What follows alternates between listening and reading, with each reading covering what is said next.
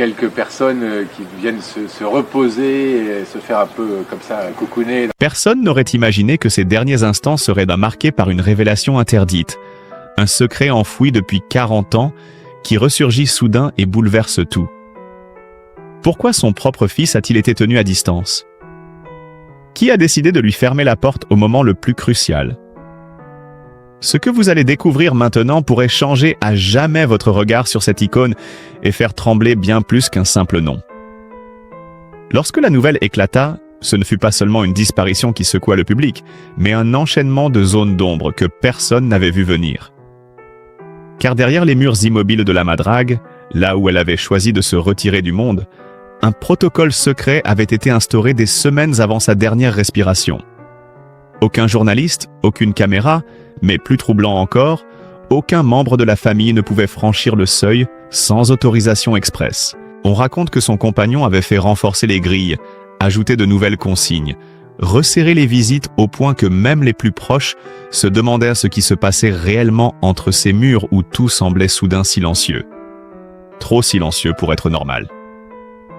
Certains voisins évoquent des allées et venues nocturnes, des voitures sans plaques habituelles, des va-et-vient rapides comme si quelque chose devait être caché ou protégé à tout prix. Et c'est précisément à ce moment-là que la rumeur d'un carnet verrouillé découvert dans un tiroir secret commence à circuler. Un carnet où elle aurait consigné ses peurs, ses regrets, mais surtout une vérité que personne n'aurait osé imaginer. Car derrière l'icône, derrière la femme détachée des conventions, vivait une angoisse viscérale, celle d'être vue dans la vulnérabilité la plus totale. Cette peur, disait-on, l'aurait poussée à refuser toute visite, même celle de son fils, malgré le fait qu'elle savait pertinemment qu'il attendait depuis longtemps une chance d'apaiser les années de distance et d'incompréhension. La scène rapportée par un témoin est bouleversante. Un soir d'été, alors que le monde ignorait tout de son état réel, Nicolas serait resté des heures devant le portail fermé, silhouette immobile dans la lumière déclinante, espérant entendre son nom ou recevoir un signe. Mais rien n'est venu. À l'intérieur, les rideaux étaient tirés, les portes verrouillées, et ceux qui avaient le droit d'entrer marchaient sur la pointe des pieds, comme si le moindre bruit risquait de réveiller une douleur trop ancienne. C'est à ce moment-là que le secret médical, si bien gardé pendant 40 ans, commence enfin à s'effriter. Une maladie dont elle avait refusé de parler, une bataille menée seule, par orgueil, par fierté ou par instinct de survie. Certains disent qu'elle avait brûlé des dossiers, d'autres affirment qu'elle avait exigé la destruction de certains clichés pris lors d'une crise. Mais le plus troublant reste sa volonté acharnée d'empêcher quiconque de la voir affaiblie. Cette obsession, héritée de décennies de persécutions médiatiques, a fini par rejaillir jusque dans ses derniers choix.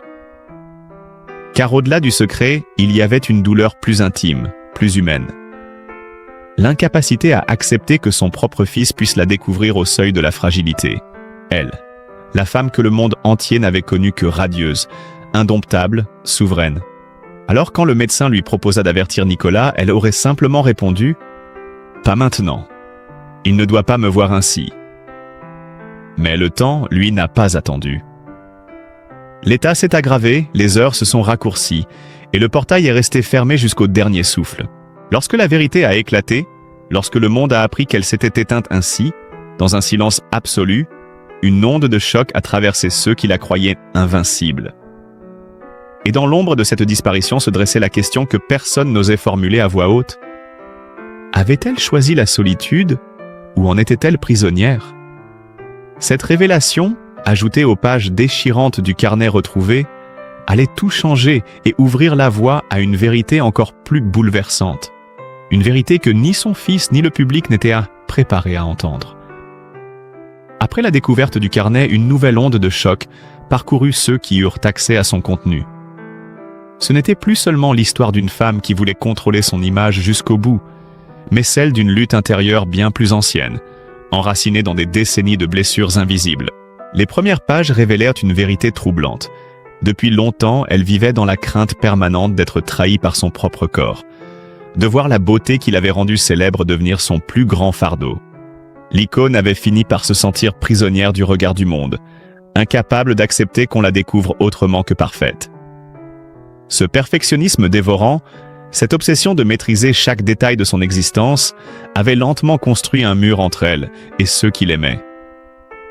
Mais les passages les plus bouleversants du carnet concernaient Nicolas, un fils qu'elle avait aimé de loin, dans un silence pesant, comme si chaque tentative de rapprochement réveillait une culpabilité qu'elle ne parvenait pas à affronter. On y lisait des phrases griffonnées à la hâte, presque des aveux arrachés à une conscience tourmentée. Je ne sais pas comment être mère sans me trahir. Ou encore, je veux qu'il soit fier de moi, pas témoin de ma chute. Plus loin, des lignes tremblées évoquaient ces nuits d'angoisse, la peur viscérale de le voir franchir le seuil de la madrague et de découvrir une femme qu'il ne reconnaîtrait plus. Pourtant, ce qui frappait le plus n'était pas sa volonté de se cacher, mais le combat intérieur entre son désir de le revoir et son incapacité à affronter cette rencontre. Des annotations plus anciennes racontaient des épisodes méconnus, des appels manqués, des rendez-vous annulés à la dernière minute, chaque fois sous le prétexte d'une fatigue soudaine ou d'un malaise, alors qu'en réalité la panique l'emportait. On comprend alors que le portail fermé ce soir-là n'était que l'ultime expression d'un mécanisme qui durait depuis des années. Ce choix, aussi cruel soit-il, n'était pas dirigé contre lui mais contre l'image qu'elle refusait de laisser derrière elle. Le carnet révélait également des tensions silencieuses autour de la gestion de son héritage émotionnel et matériel. Des noms apparaissaient, des dates, des décisions prises dans l'urgence, des lettres jamais envoyées, des phrases barrées comme si elle avait voulu effacer des vérités qu'elle n'assumait plus. Plusieurs passages mentionnaient son compagnon, non pas comme un gardien autoritaire, mais comme quelqu'un tenté de la protéger d'elle-même, parfois à l'excès. Le carnet semblait osciller entre gratitude et reproche, entre reconnaissance et frustration, comme si elle oscillait constamment entre deux pôles, l'envie d'être entourée et le besoin irrépressible de se retirer. Ce qui ressortait de façon fulgurante, c'était l'ampleur de sa solitude intérieure. Une solitude qu'aucune gloire, aucun succès, aucune admiration n'avait jamais réussi à combler. Au milieu de ces pages déchirantes surgissait pourtant une phrase lumineuse, presque une délivrance. J'aimerais lui dire que je l'aime, mais je ne sais plus comment on ouvre une porte. Cette phrase, simple et tragique, résumait à elle seule l'immensité du fossé creusé entre la mère et le fils. Lorsque Nicolas apprit l'existence de ce carnet, il comprit enfin que le rejet qu'il avait vécu n'était pas un refus de sa personne, mais le reflet d'une bataille intime que sa mère n'avait jamais su mettre en mots. Mais cette découverte, loin d'apaiser son chagrin, éveilla en lui une question obsédante. Pourquoi ces vérités n'avaient-elles pas été dites avant? Pourquoi avait-elle choisi de livrer ses confidences à un cahier plutôt qu'à celui qui en avait le plus besoin? Alors que les jours passaient, l'existence même de ce carnet commença à susciter des tensions autour de l'héritage moral et affectif laissé derrière elle. Certains y voyaient une trace sacrée de son âme, d'autres un document trop intime pour être révélé. Pourtant, chacun comprenait que ces pages étaient la clé pour comprendre ses décisions les plus incompréhensibles, et surtout la dernière pièce manquante d'un puzzle familial brisé depuis trop longtemps. Et au moment où la lumière semblait enfin se faire sur une partie de son histoire, une dernière section du carnet, scellée d'un petit ruban, restait encore non ouverte. Une section qui, selon ses propres mots, contenait « la vérité que je n'ai jamais dite à personne ». L'ouverture de la dernière section du carnet fut un moment presque solennel, tant l'objet semblait chargé d'un poids invisible. Le ruban qui la scellait n'était pas là par hasard.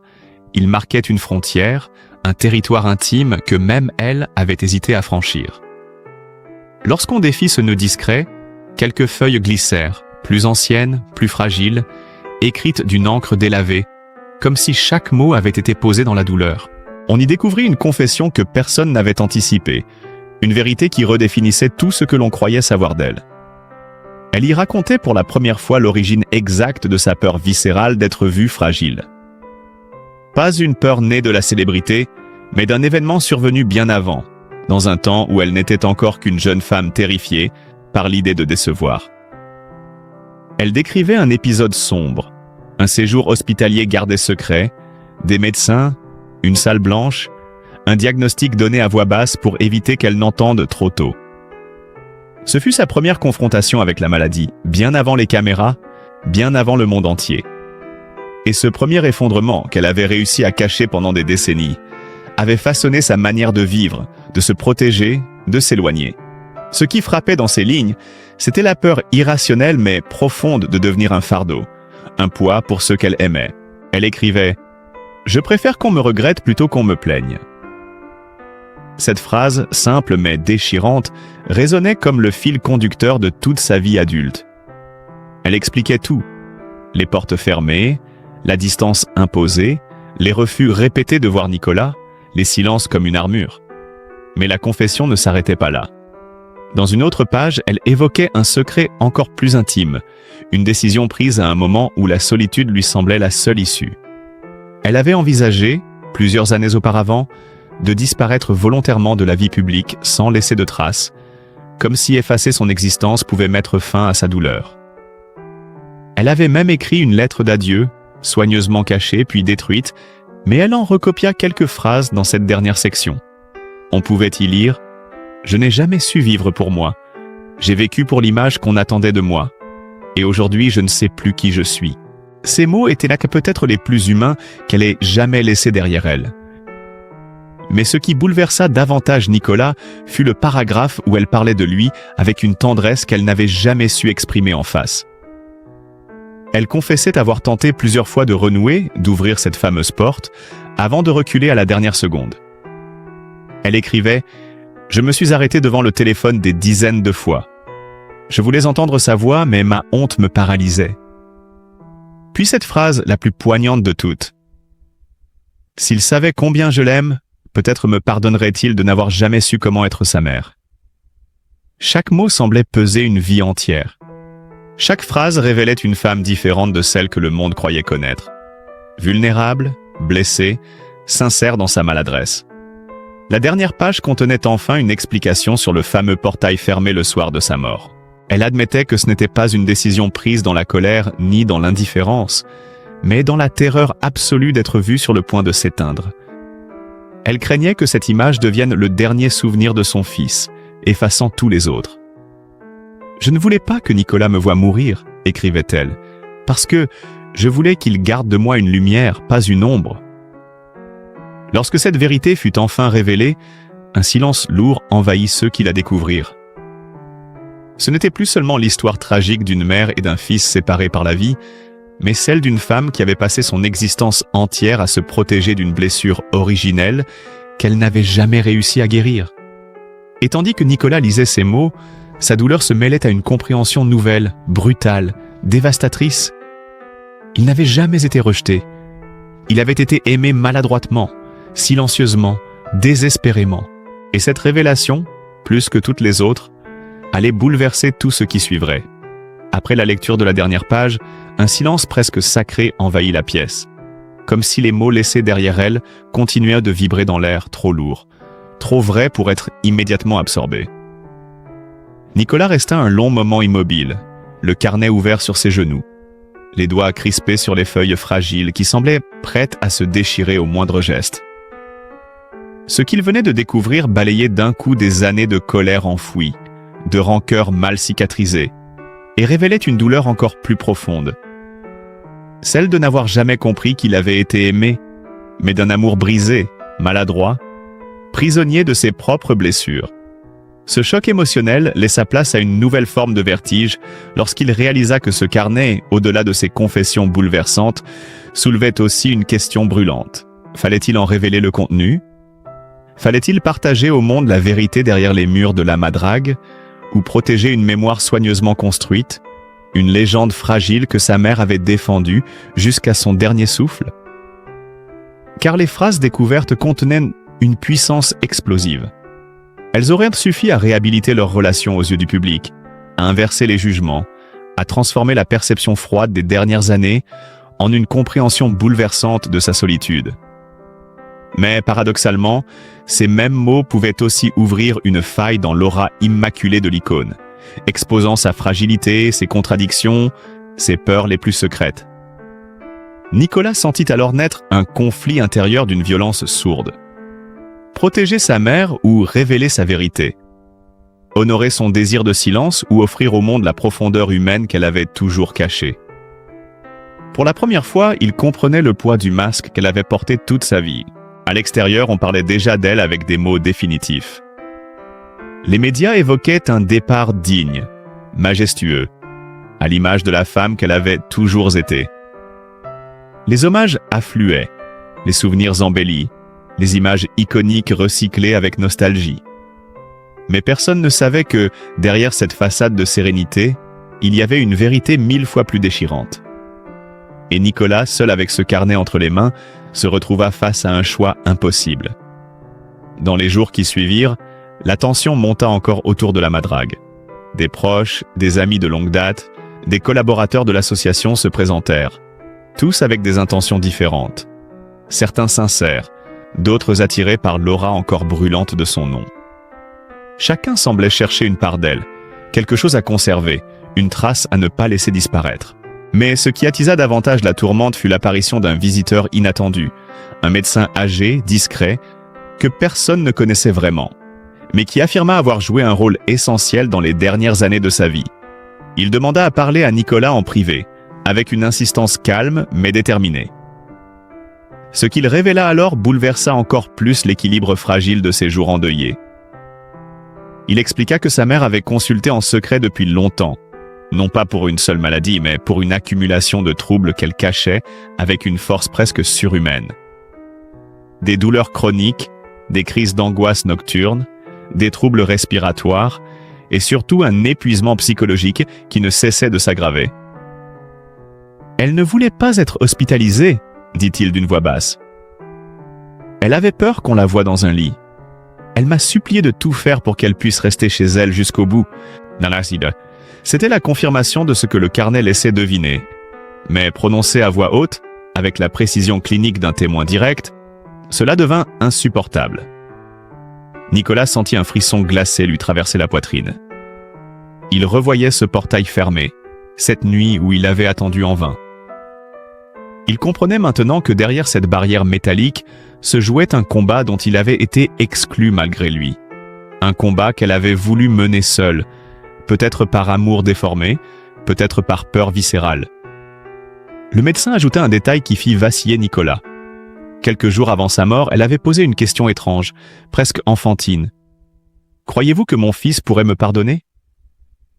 Cette phrase, courte, fragile, résonna comme une dernière tentative, un dernier souffle de lucidité, une main invisible tendue à travers les murs que la peur avait construits.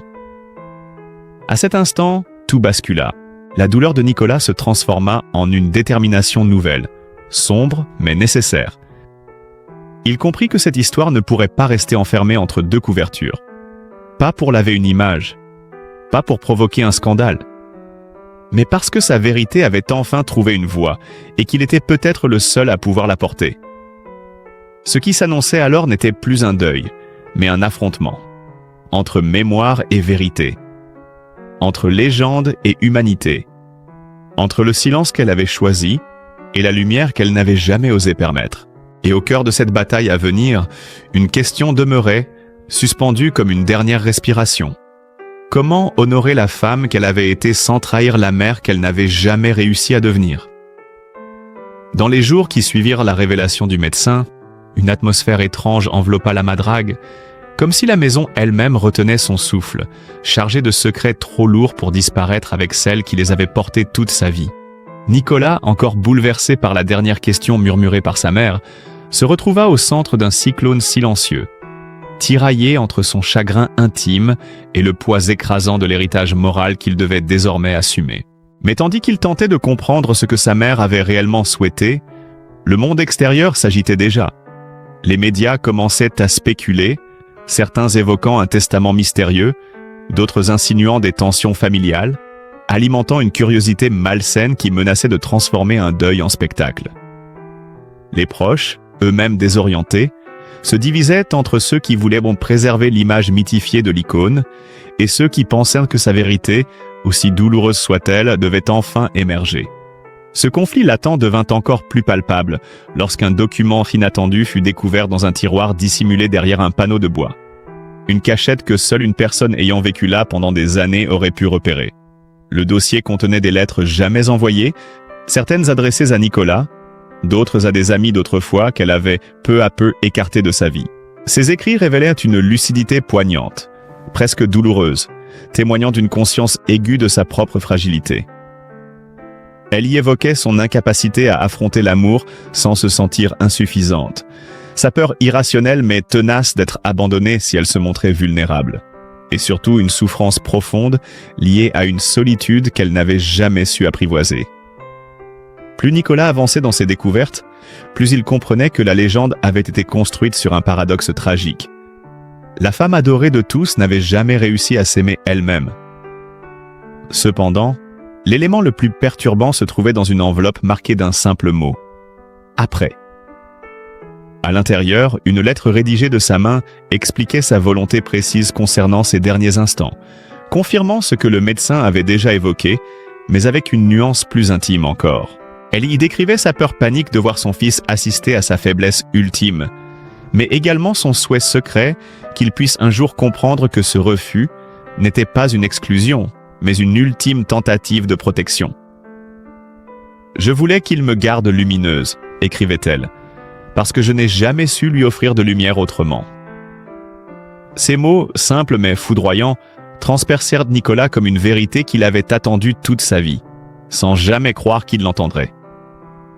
Mais avec cette révélation naquit aussi un dilemme plus profond, presque insupportable. Respecter ses volontés ou réparer ce que la peur avait détruit? Faire taire les secrets qu'elle avait tant protégés ou offrir au monde la version humaine, imparfaite, mais vraie de celle qu'ils avaient transformée en mythe? Alors que Nicolas tentait de trouver sa place dans ce labyrinthe de décisions impossibles, un événement inattendu vint tout bouleverser. Un journaliste, ayant eu vent de certaines rumeurs, tenta de pénétrer dans la propriété, déclenchant une agitation immédiate. Ce fut comme un signal. D'autres suivirent, drones, objectifs télé, spéculations en direct, comme si la mort n'était pas suffisante, comme s'il fallait encore lui arracher quelque chose.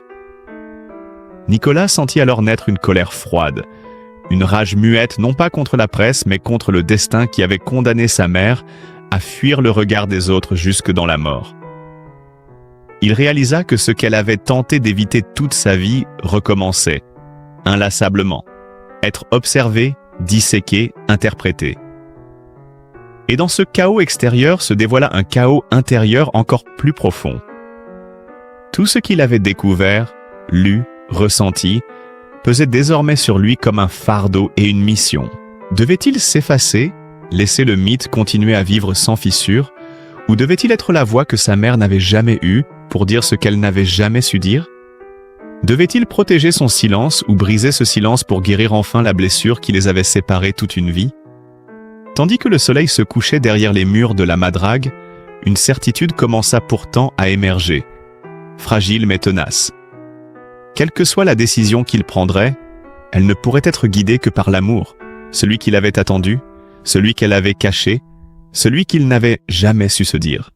Et c'est à partir de cette vérité-là, douloureuse mais enfin éclairée, que son chemin allait se dessiner.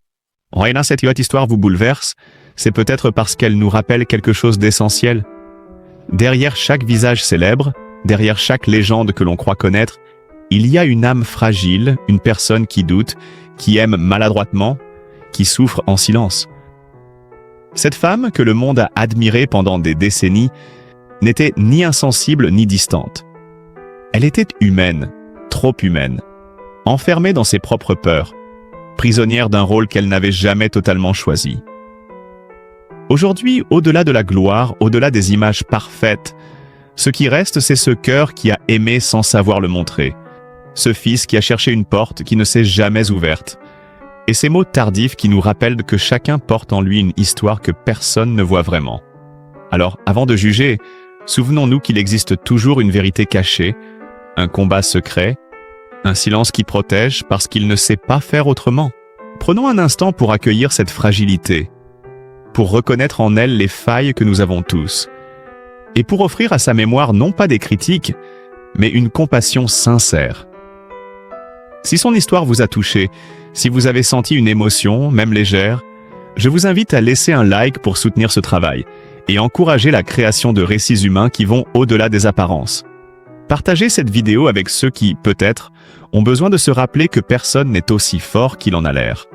Abonnez-vous à la chaîne pour continuer à découvrir ces histoires qui révèlent l'envers du décor, l'humanité derrière les visages connus, et laissez-moi un commentaire pour me dire ce que cette histoire a éveillé en vous. Votre voix compte, votre soutien aussi. Et ensemble, nous pouvons continuer à raconter ces vérités que personne n'ose dire, mais que tout le monde a besoin d'entendre.